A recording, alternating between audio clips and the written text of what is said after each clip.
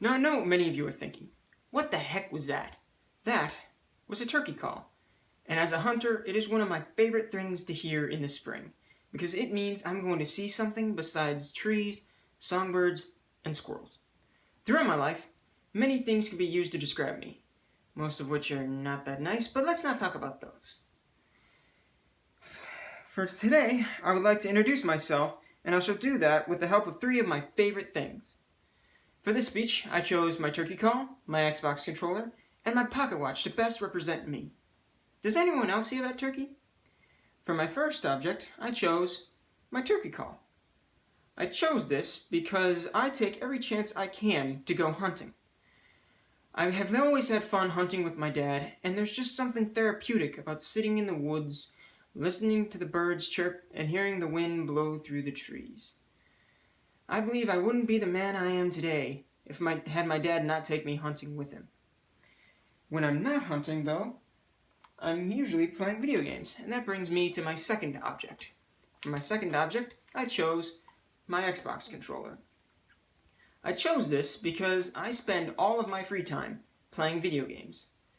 Most of the video games I play are storyline driven and are almost movie-like in quality.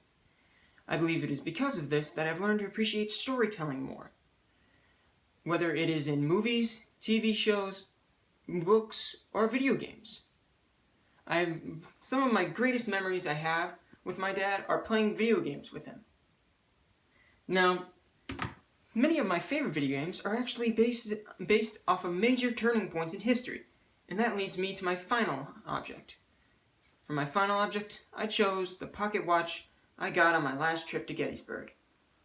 I chose this because I feel it best represents my love for history, and I will always remember the trip I took to Gettysburg, seeing how drastically the once bloody battlefield had changed, visiting places I had only seen in photos. Afterward, I said a prayer for those who died on that battlefield and the city next to it, both soldier and civilian.